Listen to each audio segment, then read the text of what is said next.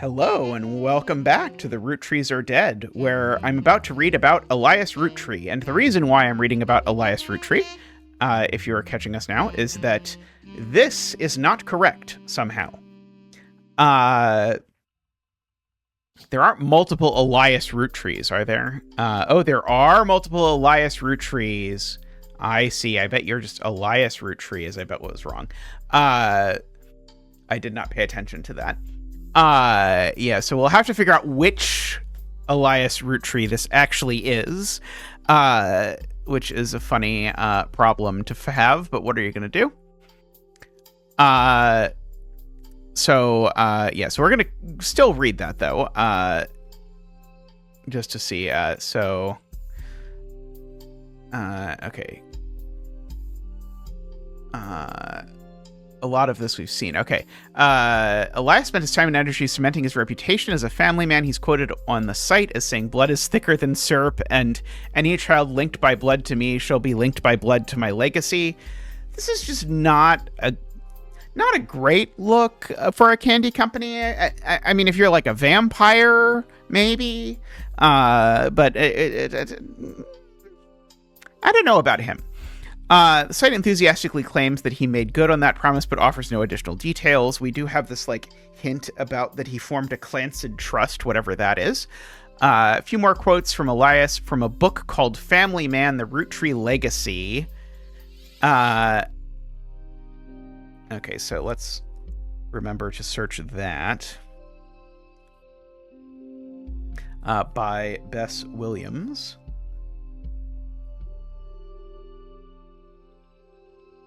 Below that, there is a long list of accomplishments and awards, and one stands out about this Watchman of the Year. Okay, we did that part. Okay, so let's go back and let's Google Bess Williams.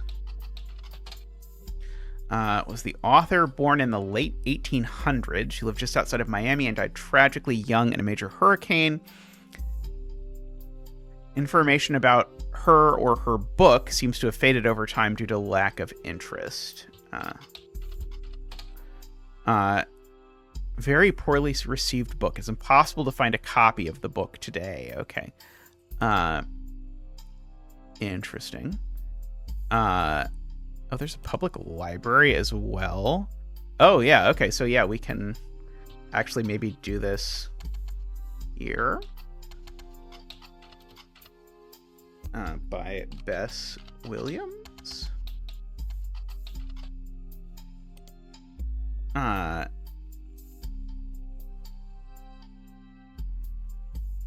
so we can find acknowledgement that the book exists, but that is all we are going to get out of it. Okay. Can I search this trust thing? Well, I guessed correctly that it was pronounced Clancid. Highly unusual corporate arrangement named after Clancy Edward Roottree was Elias's son. Okay, so one of Elias's children is Clancy. Son of Elias.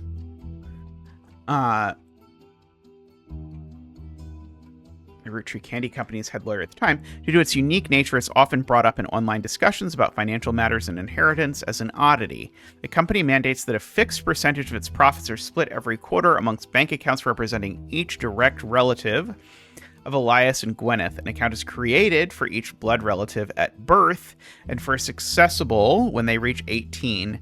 The actual numbers have never been fully disclosed to the public, but due to the ever-increasing success of the company, it is a significant amount of money.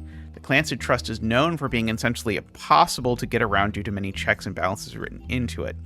Still, there have been a few situations in which family members have tried to forcibly remove another member from the trust. Most details online are pretty vague since the matters are handled internally. The only information you discover is from a university law school, which apparently had a guest lecture talk about the Roottrees vs. RR, in 1994.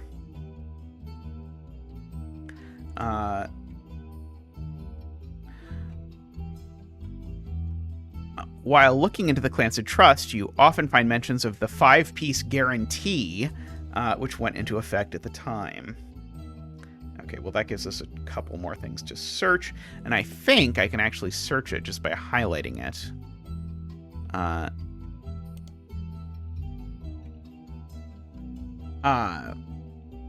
You find very few details about this particular incident with regards to the Clancid Trust.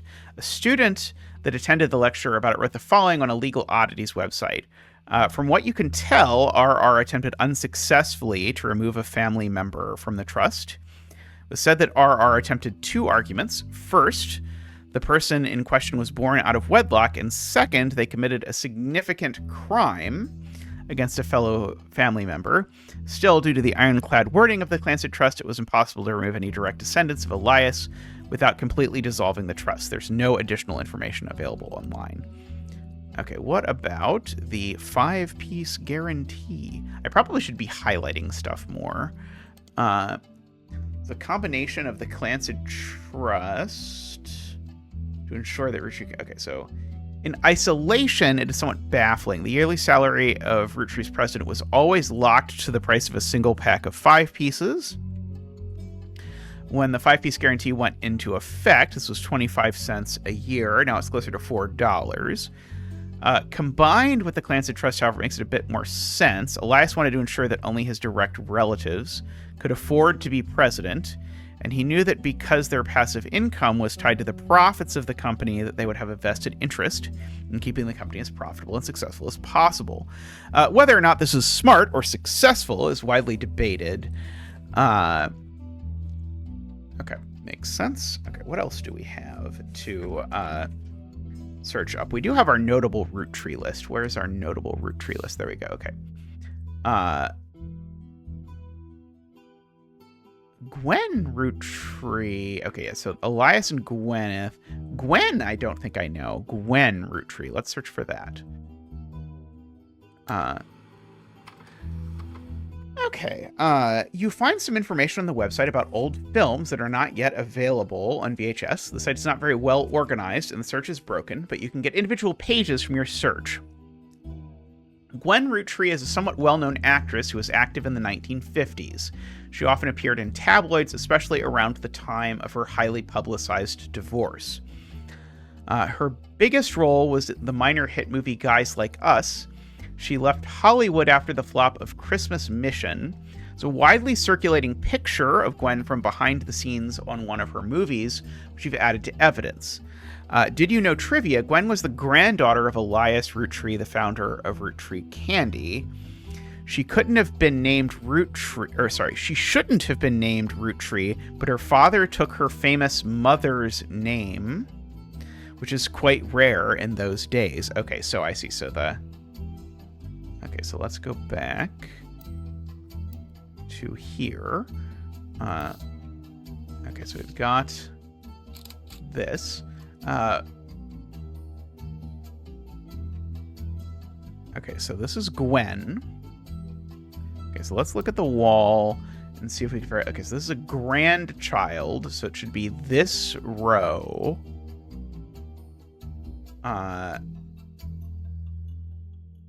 Sorry, this row.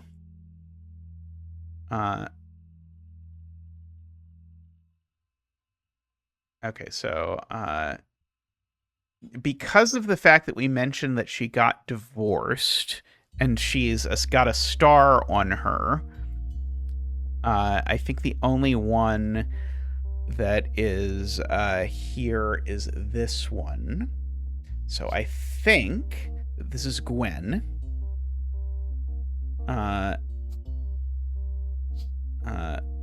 This is her photo. She was an actor. I don't think it said who her spouse was.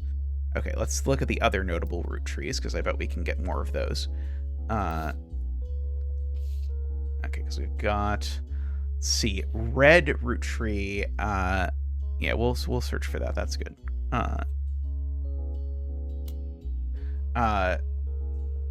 Find information on a website about strange historical facts. Aloysius Herring Roottree. The names, my God, the names. Roottree, aka Red, I wonder why he changed his name, was an appointed judge and politician who earned his nickname ironically because he's the ambassador to Ireland for about 6 days. Judge, politician, I wonder which of those is the most recent. He served what some people contend is the shortest term in history. A few days after he was appointed, he was heard disparaging his position in the Irish people. He then tried to run for state senate. He claimed to be related to the Roottree Candy Company in a newspaper ad, but it came out later that his last name was merely a coincidence, and he was defeated in a landslide. So not actually blood relative? Question mark?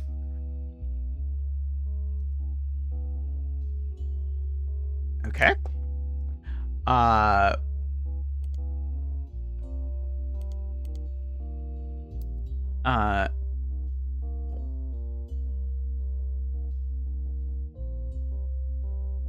I see. This is being marked as a red herring. Is what this fish means, I think. Let's see. Lauren Roottree. Author Lauren Roottree, a distant relative of the Roottree sisters, is known for her book, A Life Between Wars. According to the website about famous authors, in the early 1960s, Lauren released a few romance novels under her married name, Lauren Rafferty. Let me write that down. So we've got Lauren Roottree, married name, someone with Rafferty as their last name. To little fanfare, when her publisher learned she had been keeping diaries about her famous family, they insisted she release them under her original name, Lauren Roottree, to take advantage of the family's notoriety. The selection of diary entries, released in 1965 as A Life Between Wars, spans the untimely death of her husband in World War II, to coping with the post-war world as a young widow and mother, as well as her perspectives on changing times and socialites, all the way through the entry into Vietnam. While the content is not considered particularly relevant to modern audiences, it has found a new life as an exercise in high school English classes to show the evolution in writing style and for a look into life in previous generations. After the success of her diaries, her publisher re-released her romance novels under the name Lauren Roottree. This included Romance in Court, which gained popularity. She followed the re-release by writing 2 new sequels, creating fans referred to as the Court Jester series. You find no recent details about Lauren, though she is listed as retired. Interesting. Okay, so let's have a look at these.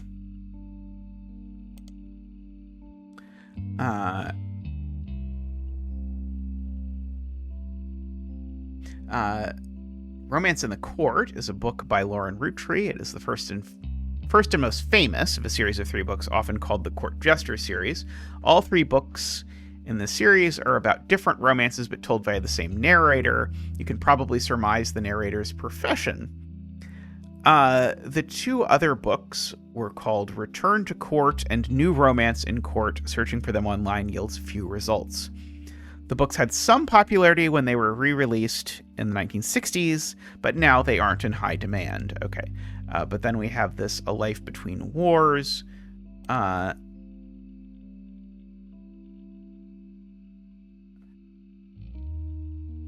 It's available. Okay, so this one we have to go to the library. Okay, so we have to do Lauren Roottree, A Life Between Wars. Okay, there we go. Okay, so it seems you've hit the jackpot here. This book is occasionally taught in schools. You even find a hardcover edition for students that has full-page, high-quality pictures. Summary of the contents of the book, photos, as well as some particularly relevant entries from the diary have been added to your evidence. Excellent. Okay. Let's go back. Okay, so we looked at that. Let's look at Miracle Jr. is the last of the ones of these I have not looked at before we go looking at all of that stuff. Miracle Jr. doesn't go by his full name in promotional materials. Instead, he's shortened it to Miracle Jr. Miracle Jr. is a televangelist who is part of the Miracle Network. He used to have a show that aired on local access across many nations in the northeastern United States. According to the website Clergy Watch, he was exposed and subsequently charged with a conspiracy to defraud the public in 1979 when he claimed to heal someone in a wheelchair. A news expose revealed it was his wife Edith's sister in disguise.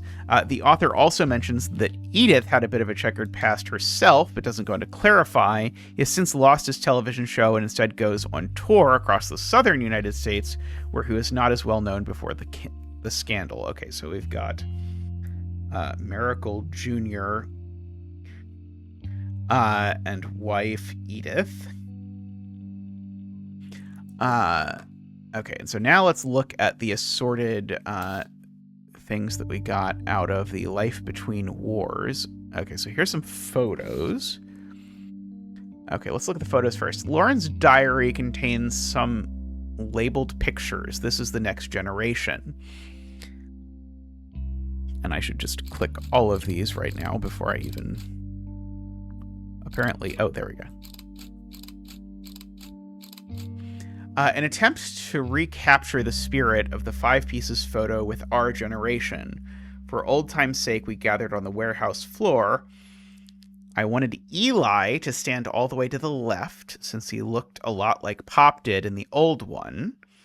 But I was outvoted by my brothers. They insisted the four of us stand together, and so we clumped up in the middle and let everyone filter in behind and in front of us. The only one too good to make an appearance was Gwen. Grandma insisted we include Sam, even if we didn't want to. None of us understood why, including Sam. I also didn't think it fair Miracle made it in, since he's technically a five-piece. I guess my inner child still holds a grudge, even after all these years. Okay. Oh, this is the old photo.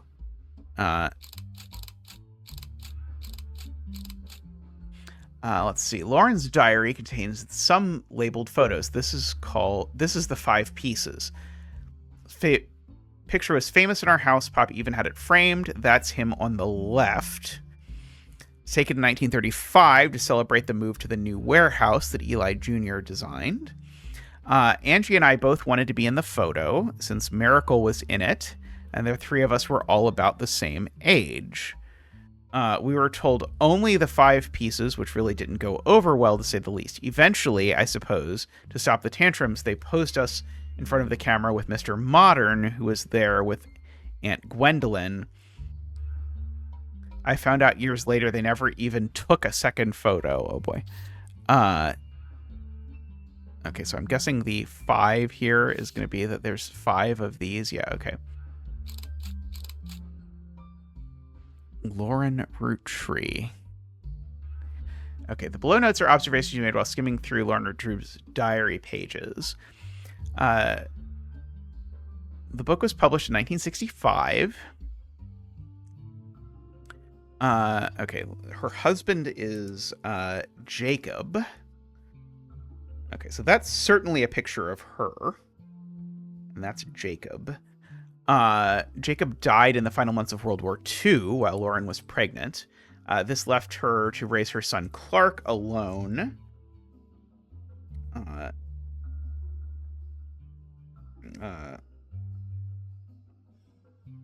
Lauren never remarried and only had one child.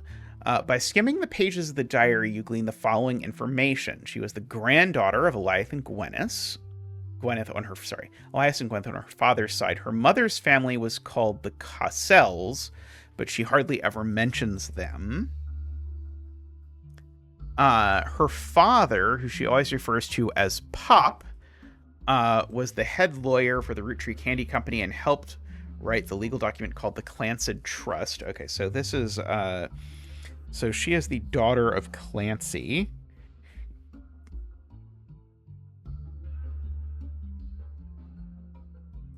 It's clear from context that the Rootrees have internal shorthand names for the different generations of their family. Lauren often uses them. The 5 pieces is the first generation of children. The next generation is Lauren's generation. And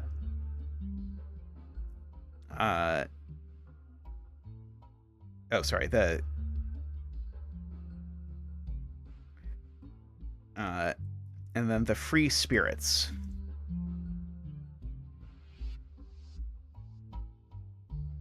Okay, these are the generations. Makes sense. 5 pieces, next generation, free spirits. Okay. An entry titled Complaints from her diary written in 1953. This entry seemed to focus specifically on one of Lauren's family members, Gwen, who is on the notable Rootrees list. It seems everyone has something to complain about. Gwen, as an only child, complained of loneliness. Okay, so Gwen...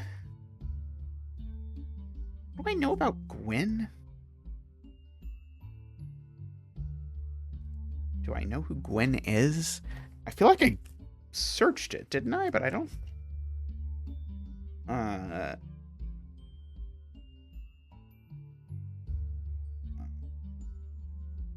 don't know. I told her that being expected to watch after 3 younger brothers didn't feel like a blessing, but it fell on deaf ears. Okay, so that tells us... Oh no, Lauren is not in the 5-piece generation. If Lauren was in the 5-piece generation, that would tell me which one Lauren was in order, but it does not, because Lauren is in the next generation.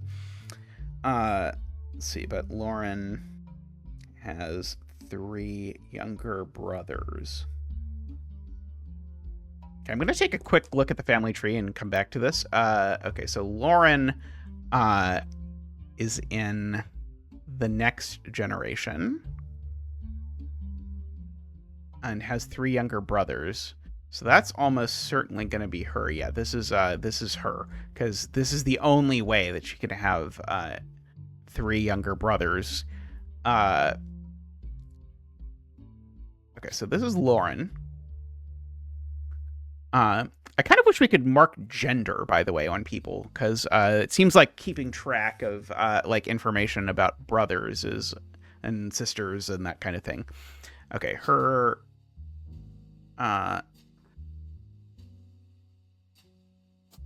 husband was Jacob.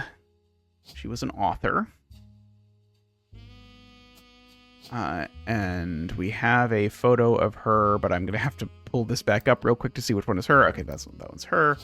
That one. Okay.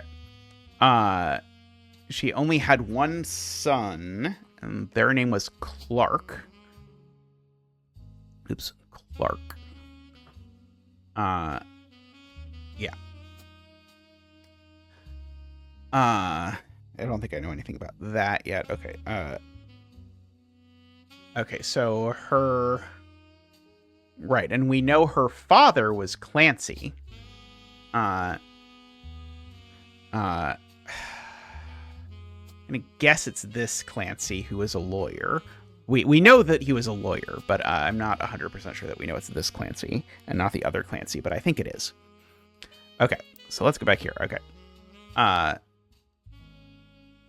During the summer where I went to stay with her and Aunt Margot, I hoped she would be the sister I never had, and that I'd do the same for her. Okay, yeah, so confirms again, she has 3 brothers that are her only siblings, and they're all younger than her.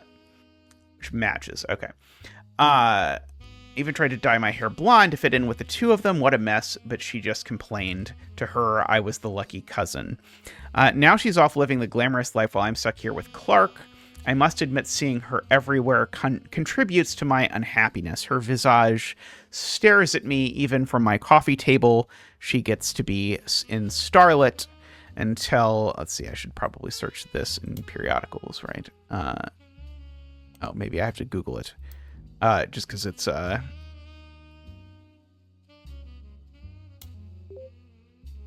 Okay, yeah. Just so that we can keep track of this. Starlet was a magazine that was started with the colorization of film and went until 1964.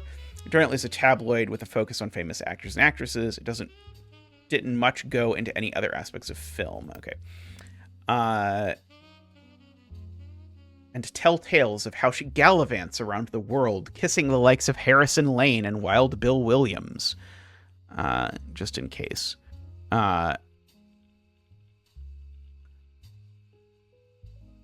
Okay, let's see. Harrison Lane was a television actor with a major role in Guys Like Us and some other films. Was that the one that the other one was in? Yeah, I guess it has to be. It would make sense, right? Because we've his largest role before Guys Like Us was as the villain in the first season of Western Frontiers. Due to the popularity of Guys Like Us, the studio bought Lane back to play the villain's twin brother, this time as a hero, joining those as the protagonist. Western Frontiers has no connection to the Roottrees. Harrison Lane seems to be a dead end. Did you know Harrison Lane married his high school sweetheart after they reunited at a movie premiere? I did not know that. Wild Bill Williams.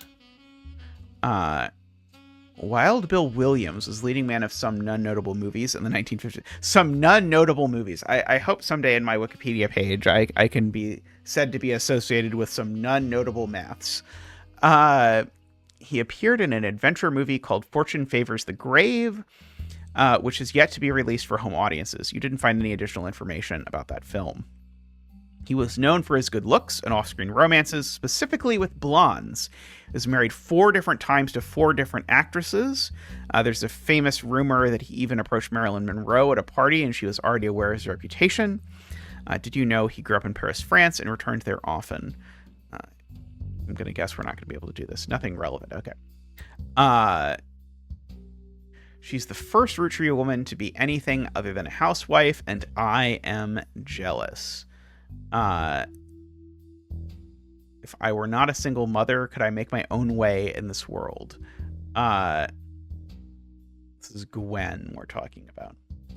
But I'm off topic. A girl with all the luck in the world is jealous of me, and now, though I have undoubtedly burdened by a terrible legacy that I've been undoubtedly burdened by terrible tragedy, I'm also able to be born into a family that can support me for eternity. I can raise a child without worry, unlike countless other widows.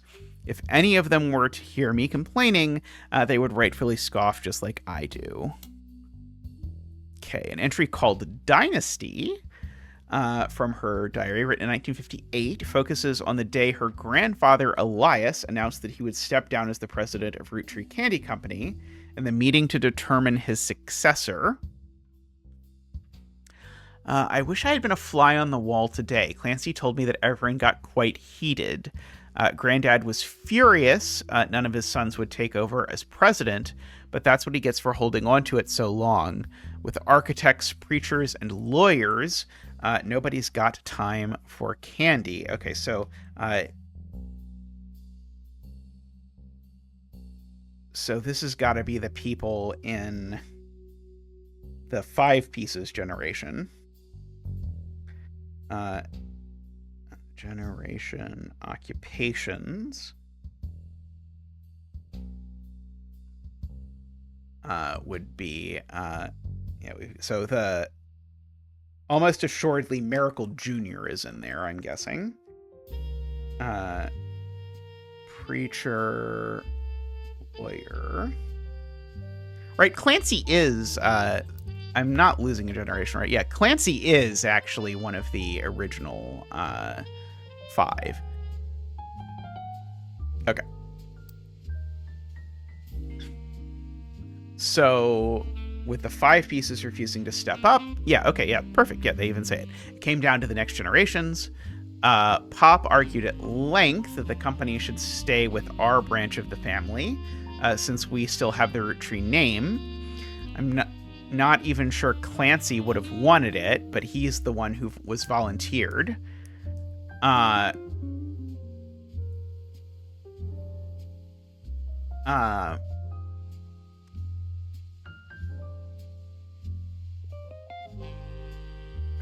Pop was her father, who was Clancy. Uh,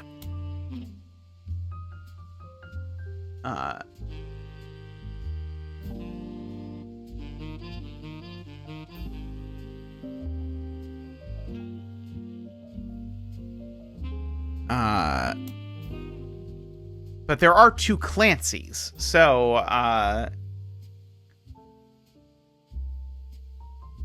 company should stay with our branch of the family.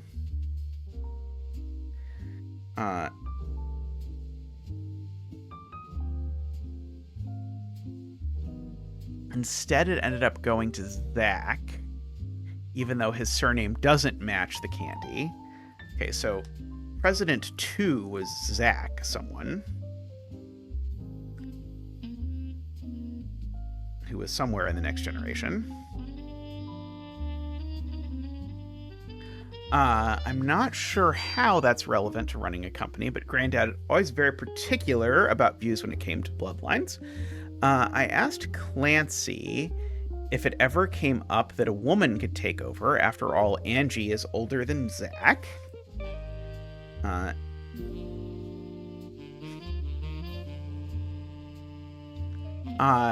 And I'm the next oldest of us all.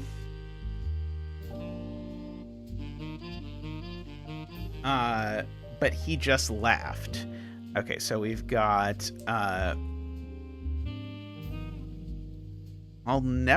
so yeah, is that saying that Lauren is older than Zach? Or is that saying that Angie is older than Zach and Lauren is the next oldest? I'm not quite sure. We'll have to figure this out eventually. I'll never forget the cuss words Pop used when he told Ma it wouldn't go to us. Mother, ever the quick-witted, at least with catty remarks, countered back, maybe they wanted it to go to the only member of the family who looks like he samples the product. Oof. An entry entitled Sam from Lauren Roottree's diary, written in 1963. From a previous entry, you learned that Elias had given in to his wife and announced that Sam, an obscure relative, was to be included in family gatherings. Maybe this is the out-of-wedlock child or something?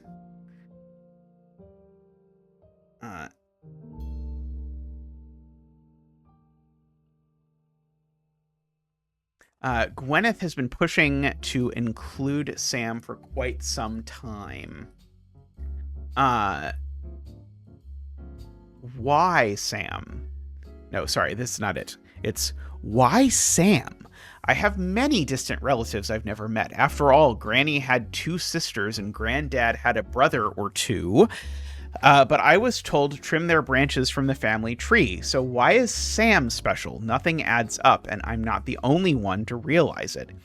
Angie summoned all the next gens to a secret meeting in Zach's office.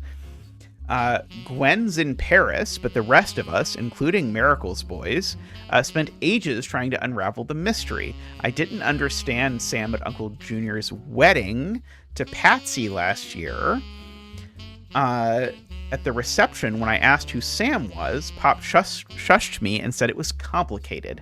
Clancy swore he saw Sam working alongside the farmhands, EC and John, when he used to drive past the old Anderson farm on his way up to work. Upon hearing that, Zach checked the records and managed to confirm all 3 are on the books. Eli, Miracle's youngest, not my brother, even chimed in. Apparently, when he was riding his mini bike alongside the farm a few weeks ago, Sam gave him some of his old tools and taught him how to make the bike's engine faster. None of us think that proper for a multitude of reasons, but Eli seemed thrilled. The end of the day, nothing explains why an outsider has cozied into family affairs, especially one who works on the farm of all places. Whatever happened to blood is thicker than syrup? Why is Granddad making an exception now? One of the final entries, called Clark, written in 1964, Clark's getting married, And in my opinion, far too young. He's barely 18, for God's sake, and Danielle isn't much older. But openly confronting them would make me a hypocrite. After all, Jacob and I got married at 16. Clark, like the rest of his generation, is a free spirit. What else do you call a group of kids growing up with more money than any one person can spend? They all aspire to be musicians and artists and dancers and all other sorts of nonsense. But the only one that has any discipline is Carl, but that's because Pop forced Clancy to send him to the academy.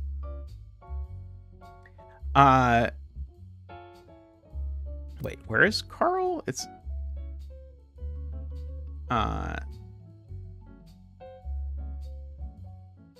Yeah, okay, yeah, that, okay, it is that Carl. Maybe I'm just getting old, but our generation was never so bad. My brothers all seemed to pursue paths of knowledge, and the most rebellious thing any of us ever did was bring home someone who would be illegal to marry if we lived anywhere south of Pennsylvania. Pop seems to have gotten over it because Edward is set to take over his department once he retires.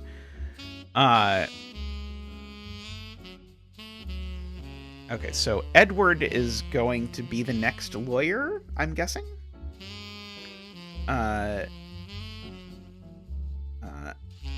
After Clancy. And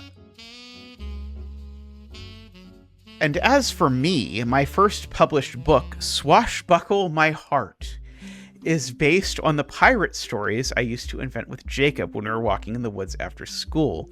I think he'd be proud that Clark and I are carrying on his name. Even my cousins are doing well. Zach's not a bad president after all, and his sister seems to be doing a good job raising her twins. Gwen is Gwen, but at least she's came out of the divorce with her head held high. She even told us she might come home next year so we can meet her kids. But the free spirits, in any other family, they'd all end up on the streets, even Clark. Okay, so... who was it that had twins? Oh, we've got 3 different people in this generation have twins. That's not helpful.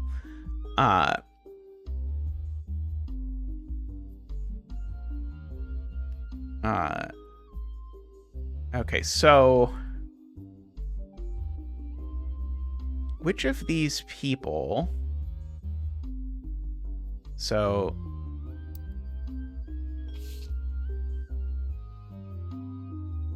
yeah, so I think we have Lauren filled in. I think we have Gwen filled in. I would have thought we had Elias filled in, but apparently not. Okay, and my other 2 stars that I have not yet filled in, I believe, are...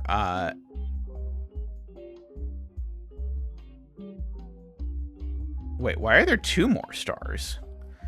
I don't think there are 2 more stars here, are there? It looks like it's just Miracle.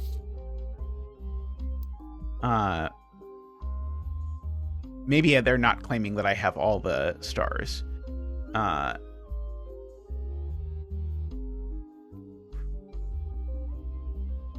Okay, I should look back at that photo of the recreation of this. They did somewhat imply, I think that this is Zach.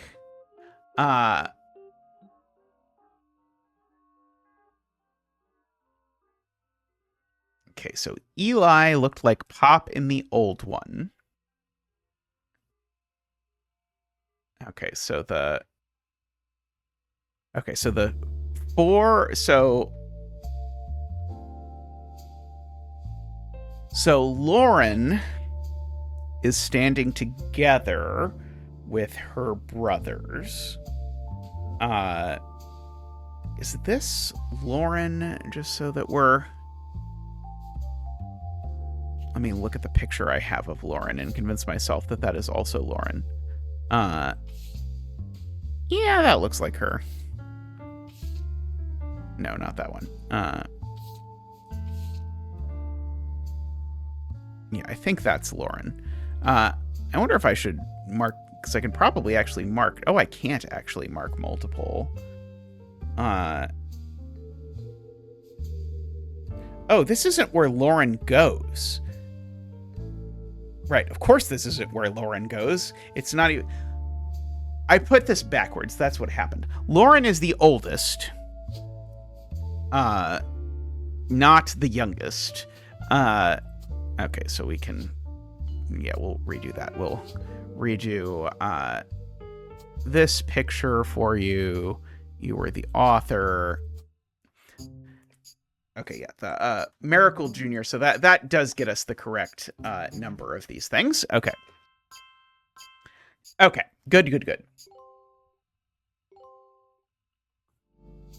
Booyah.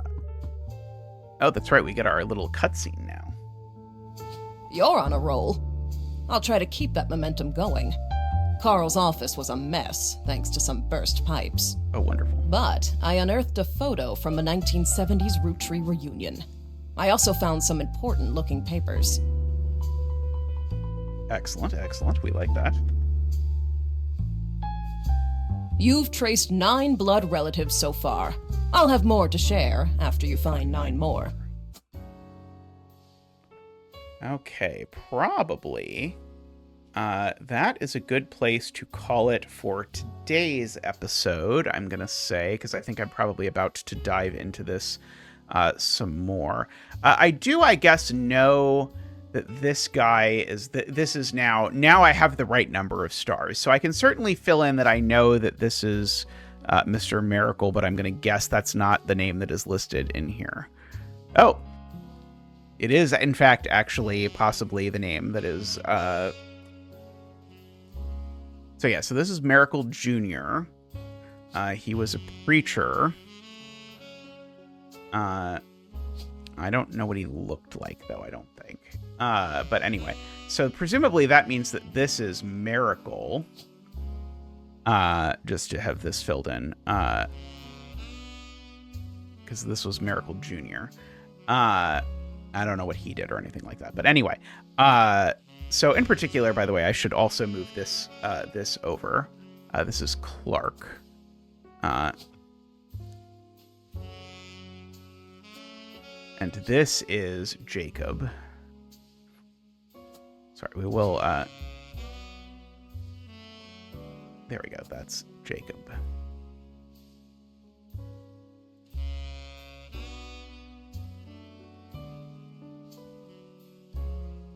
Okay, and the spouse, we did learn the spouse. This was over... This is in the last one of these. Danielle. How many Danielles are there? Danielle Franks. Okay. All right, so having now put things in the right order, and I think we've restored to where we actually have at least most of the stuff that we have sort of directly filled in, but we'll have more to come. So I hope you're enjoying this as much as I am. Do please leave a comment. Let me know if you've played this game, I'm curious, or if you are enjoying this, let me know. And I'll see you next time. Thanks for watching, everyone. Bye for now.